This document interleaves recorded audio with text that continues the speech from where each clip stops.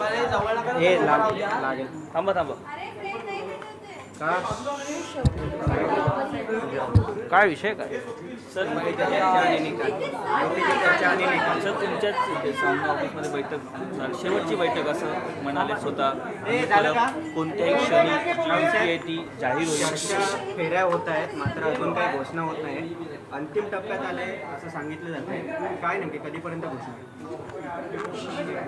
Boom लागेल, boom लागेल.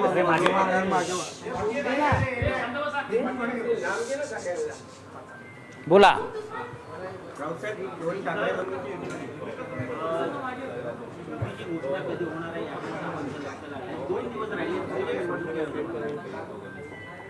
आपण आता पाहिलं असेल की दोन्ही पक्षाचे नेते बसले होते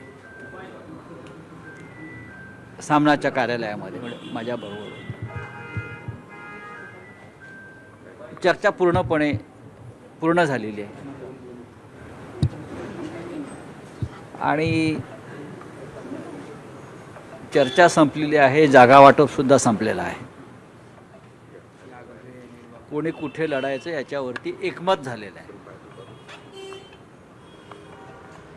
कोणती अडचण दिसत नाही. ज्या अडचणी होत्या त्यात स्वतः माननीय राज ठाकरे आणि माननीय उद्धव ठाकरे यांनी लक्ष घालून त्या दूर केल्या. सर्व कार्यकर्त्यांचं समाधान होईल याची काळजी घेतली. तरीही युतीमध्ये काही गोष्टी या कटुतीने सोडवायच्या असतात. कार्यकर्त्यांच्या भावना आणि मान राखायचा असतो आणि त्याच्यामध्ये आम्ही यशस्वी झालो असं आम्हाला वाटतं.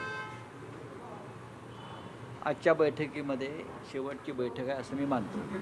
आम्ही सगळे मानतो.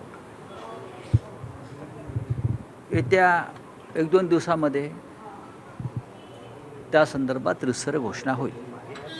काँग्रेसला नगर परिषदेच्या निकालात जे यश मिळालेलं आहे त्याच्यानंतर काँग्रेसची बोलणी सुरू राहतील का? तुम्ही प्रयत्न कराल का त्यांना? नक्कीच आमचे शेवटपर्यंत प्रयत्न राहतील. काँग्रेस पक्ष हा महाविकास आघाडीतला एक प्रमुख पक्ष आहे. काँग्रेसची स्वतःची एक व्होट बँक आहे. आमच्या महाविकास आघाडीतला राष्ट्रीय पक्ष असलेला तो एकमेव पक्ष आहे गो इंडिया ब्लॉकमधला.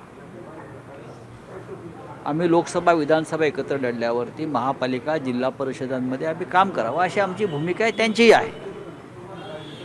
पण त्यांच्या काही अडचणी आहेत. विशेषतः राज ठाकरेंसंदर्भात असतील त्यांच्या भूमिका आहेत. आम्ही त्यांना समजवण्याचा प्रयत्न केला की भारतीय जनता पक्षाचा पराभव करण्यासाठी आपल्याला सर्व घटक एकत्र घ्यावे लागतील.